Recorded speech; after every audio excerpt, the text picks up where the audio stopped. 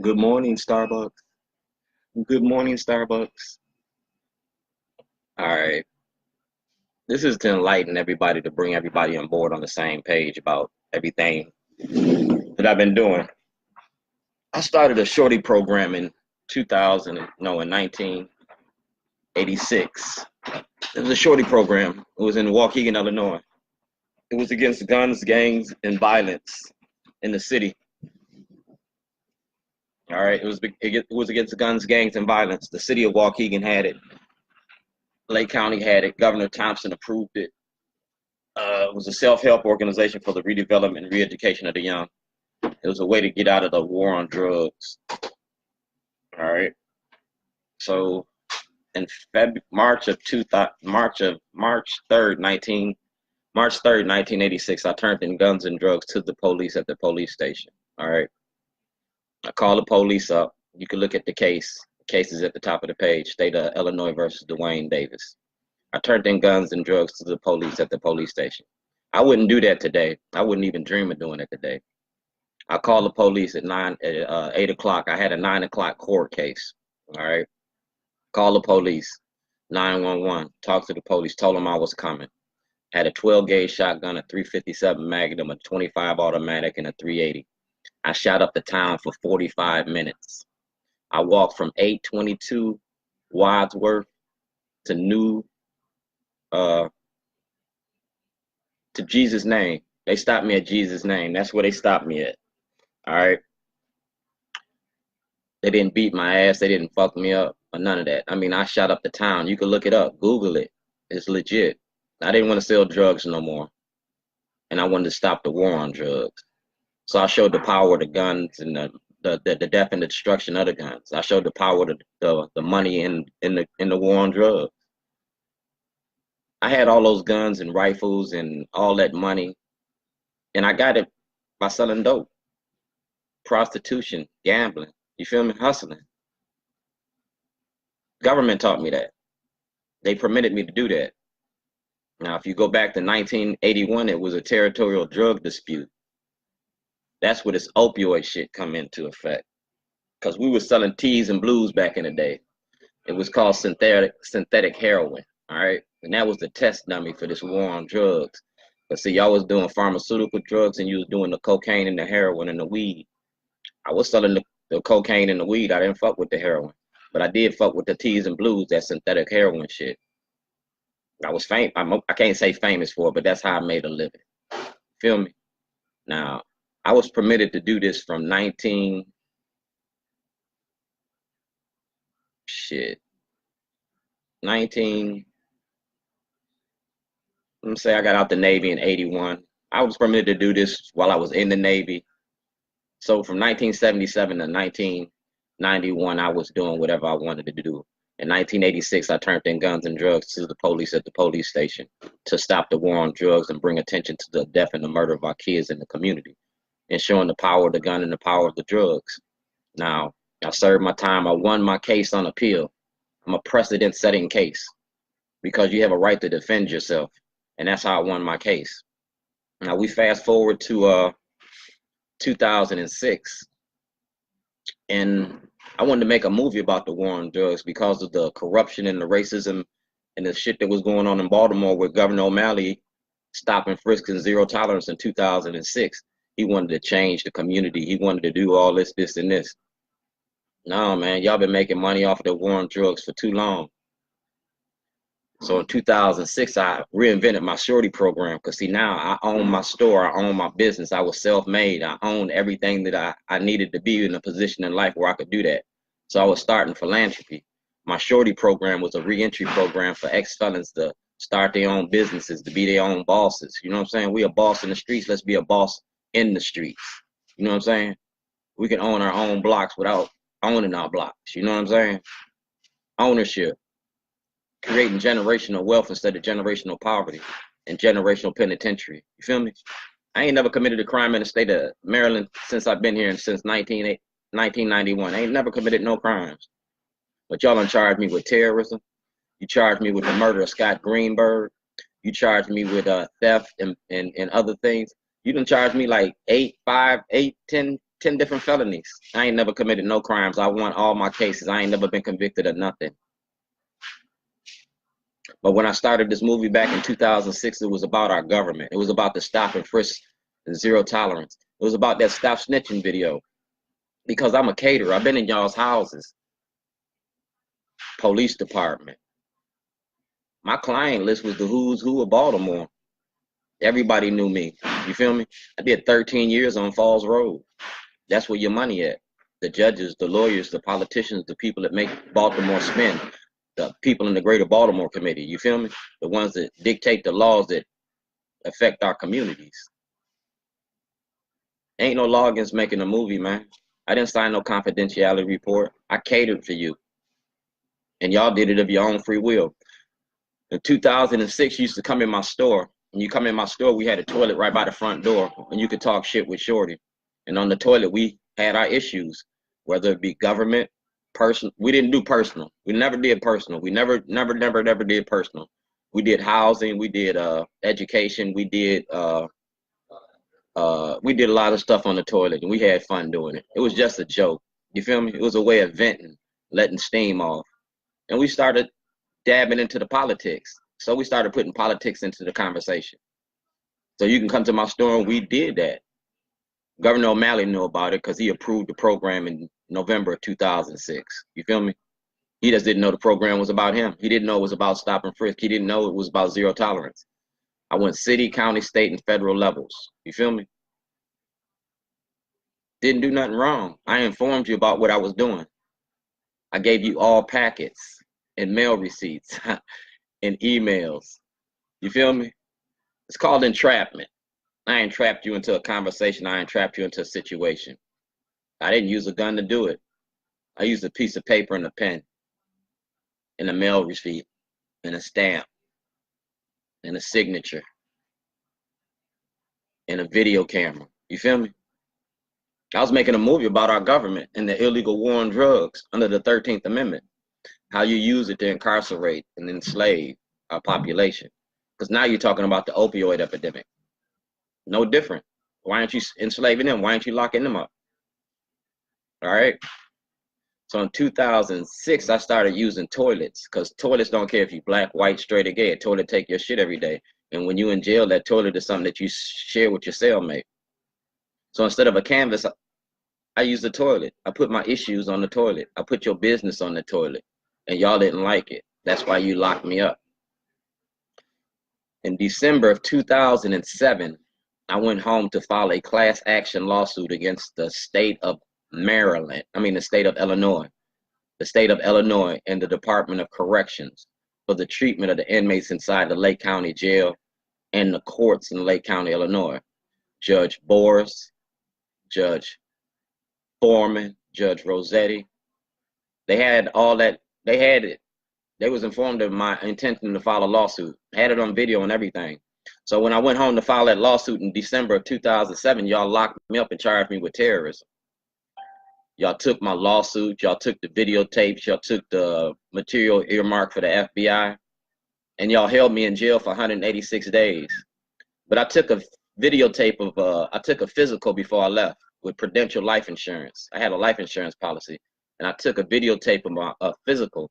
They had to make me piss in a cup and do all these things to make sure I was healthy. All right. When I came back in June, I lost 20 pounds. I was a borderline diabetic. You feel me? I was innocent of all the charges, but you held me for 186 days. I came back to Maryland on an interstate compact. And then I took back my guilty plea and refused extradition. Just like Dred Scott, I sued you for my freedom. Just like Dred Scott. In February the 21st, if you look at the court transcripts in the Lake County Courthouse, I read Dred Scott into my transcripts because I protested my illegal incarceration. I said I was kidnapped. I was stolen. You feel me? Y'all was slave catching because I came to file a $2.5 billion class action lawsuit. Now, everything that I'm telling you is at www.youtube.shortysvoice.com. Because I put the videotapes there. It's 238 videos. Department of Justice, phone calls to my lawyer, phone calls to the FBI. You feel me? Because like I said, it's a documentary, and it's a daily documentary. 2011, y'all locked me up because I was going to my mother's funeral. February the 2nd, 2011, my mother died. My mother died from cancer. And the state of Illinois knew it, the state of Maryland knew it, and you knew I was going to her funeral. My brother Mark Davis had round-trip tickets for me on Southwest Airlines. Schellenberger knew it, Governor O'Malley knew it, because I told y'all, it was on Facebook. I told you I had to leave town for my mother's funeral and I was coming back. I said before I leave, I left them toilets on the Towson courthouse because I had a case in Baltimore City for $54 million. So if I had a $54 million lawsuit in Baltimore City, why would I threaten to blow up the Baltimore County courthouse? That don't make no sense at all. I'm going after your money, so why do I want to blow up the courthouse in which I'm going to get my money? So you locked me up for 86 days and you charged me with terrorism. You took my truck, you took my computer, you took my evidence against the state of Illinois and the state against Maryland. Scott Schellenberger used the powers of his office, prosecutorial discretion. Greg Bernstein participated in it. Showed it the city solicitor the city solicitor participated, and Mayor Stephanie Rollins Blake participated in it. All those people that I named and keep naming, I had put y'all in on that because everybody had a piece of each one of y'all had a videotape. Pugh had a piece of the videotape. O'Malley had a piece of it. Everybody had a piece of it. It didn't make no sense until all the pieces was put together. And all those pieces was put together. Now I was supposed to go out to Las Vegas and sell that video and sell that material to TMZ.com, Netflix. I had contracts in that material that you took. I had contracts. That's why I had that $54 million lawsuit.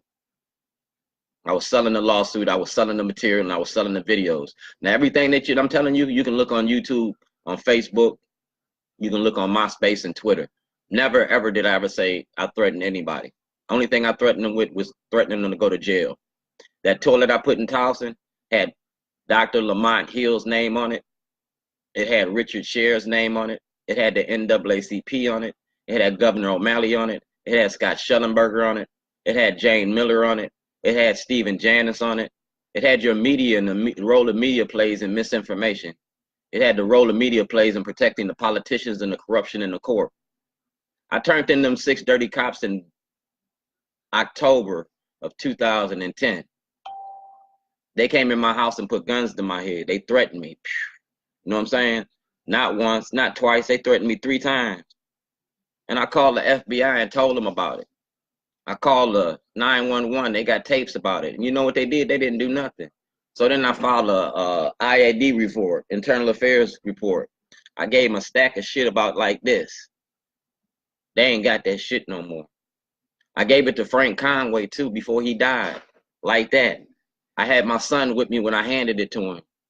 Philip been with me through everything I've been doing. Philip is my witness to everything I've been doing. You feel me? Because this was about burying our kids. This was about our sons. You feel me? So I taught my son everything that I know. The state of Maryland destroyed evidence. The state of Maryland kidnapped me. The state of Illinois kidnapped me. The state of Illinois destroyed evidence because I'm exposing the corruption in your illegal war on drugs. Nothing more, nothing less. I made a movie about it. In this documentary that I keep screaming about, this is the documentary. It's an interactive documentary. It shows what I do every day. Every morning I wake up, it's like Doogie Howser. I go on the computer, I say what I did, I tell you what I'm gonna do, and then in the course of the day, you get to see what I do. See if I'm a man of my word. You see my standings in the community. You feel me? Because in these 13 years that I've been doing this, ain't nobody never called me a liar. Because I don't lie. Because if you tell a lie, you got to tell another lie to cover up the lie. You feel me? When I called out Kathleen Pugh, when I call out Governor O'Malley, when I call out Lieutenant Governor Brown, when I call out these politicians, it's because I can. I got all my teeth in my mouth. Ain't nobody whooped my ass. Ain't nobody locked me up. Ain't nobody swole me up. You know what I'm saying? They put guns in my head, but they ain't pulled the trigger. I'm from Chicago, dog. You got to pull the trigger. I'm not from around here. Threatening me, dog, I'm not scared of nothing. Only thing I'm scared of is God not loving me, and that day ain't came yet. As long as I got God, I got faith, and I'm living in his favor. You understand what I'm telling you? So no weapons formed against me shall prosper. Now, the best form of revenge is success, and I've been successful, and I documented my success because I came from nothing. And I'm still homeless, but I'm still successful. You feel me? So now that we all on the same page, this is where we at. Election day is Tuesday. I support Ben Jealous for governor, and I support Oleski for county executive. And this is why I support him, because Ben Jealous is going to go after the prison industry. And me and Ben Jealous got a history. And if Ben Jealous sitting in that seat, Ben Jealous got to deal with me. Now, Governor Hogan, I'm making a movie about you, bro. You can't do nothing about it. You got the movie release, you got the emails, you got the videos. I even got the little dog you gave me for Christmas in 2016. I got the videotapes before your phone calls recorded. And I don't give a shit about going to jail, because if we go to jail, we got to show what was on the tapes. We show what was on the tapes. It's a wrap, motherfucker. You can go to jail too. I don't mind you being my cellmate. You're going to wash my drawers. Yeah. I'll go to jail for the right reason. Making a movie, dog. You got to use everything that I've been shooting for the last 13 years in court if you take me to court. You between a rock and a hard place, the mud and the dirt. I'm driving the bus, cuz I'm controlling the narrative. When I put that camera in your face, I'm going to ask you them questions. If you got a problem with me, lock me the fuck up. I dare you. I double dare you. I triple dare you. Lock me up. Hollywood waiting to see if you're going to lock me up. Because if you lock me up, like I said, we're going to the Supreme Court. See that? Supreme Court. You drug my name through the dirt. You drug me through the mud. Dog, you made me homeless. I came out of jail. All I had was socks and drawers. I had flip-flops. So I built myself back up. Shorty's bootleg barbecue, so good I'm illegal. N62528. Yeah, I took that negative and turned it into a positive. Like I said, no weapons formed against me. Now what you gonna talk about? Because I'm gonna talk about what you know. I'm gonna talk about what you did. I'm gonna talk about your money, because you owe me mine. At the conclusion of a trial, the Constitution says that the defendant is supposed to receive his property duly and freely at the convenience of the government. I'm not supposed to have to sue you for my property. The Constitution says you're supposed to give me my shit back or compensate me for it. That property was worth over $100 million. I had 13 movies. 13 movies. 13 movies. Them 13 movies was about the media. It was about the politicians. It was about the courts. It was about racism. Dog, them 13 movies was going to make me more than $100 million. And it was going to make a lot of y'all go to jail. If I can go to jail, you can too. So I'm getting ready to redistribute my shit. Somebody gonna buy it. And I really don't care if they do or they don't. Because see, this morning webcasts, these early morning live feeds, it's like therapy to me. Get shit off my chest. And it's documented. Like I said, it's a documentary. What is a documentary? This is just a live documentary. Shorty's life. Baltimore Sun said in Twitter, where's Shorty? Shorty's at the Corinthians today. You got a problem with me, come holler at me. Like I said, I don't run from a fight. If there's something that I said that you don't like, come check my black ass. Because when I see you, I'm going to check you. And you can call the police. I ain't scared of them. I ain't never been scared of the police in my life. And I ain't going to be scared of them now. I don't run from nobody, and I don't run from no fight. I'm encouraging other black men to stand up just like that. That's why you join the underground. I got 5,000 viewers on Facebook. I got another 1,500 following me. On Twitter, I got 2,000. On Instagram, I got 1,000. I got close to 10,000 people following what I say and do. Police and the government. You feel me? Friends and foes. I know all of them ain't my friends. That's why I be by myself. I don't have an entourage. I can't be infiltrated. Because anybody around me, we don't talk on the phone. We talk face to face. Any of my phone calls, all that shit. If you take me to court, you got to take this phone to court. This phone got a cloud. This cloud got a history. This history goes back to 2006. You feel me? It's the internet. It's the ether. You feel me? It's admissible in court. And I know how to use it. The Arabs use it for uprising. I don't need 1 million people to march. I need 1 million people to pay attention. And if I start suing you in the courts and start going after your money, I want your money because you took mine. It's a fair exchange. Ain't no stick up without a gun. You stuck me up with this. I'm going to stick you up with mine. Election day is Tuesday. Wednesday, we're going to know who's sitting in the seats. January of 2019, you're going to have the 2019 sessions you got for 90 days. So this is what we're going to do. I want access to the grand jury, and I'm going to ask Mr. Miller, Mr. Bush, Governor Hogan, the Maryland Black Caucus to sign off on this. This is a writ of certiorari to access the Supreme Court because y'all took my property. And since y'all took my property, you don't want to compensate me for my property, and the courts participated in the fraud. That means that I get to take the case in front of the Supreme Court.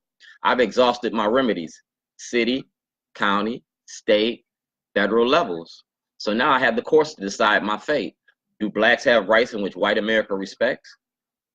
That film is my intellectual property. It's covered under the Constitution. Just because the film was about our government, you can't lock me up for it. Just because the film was about the government, you can't take it.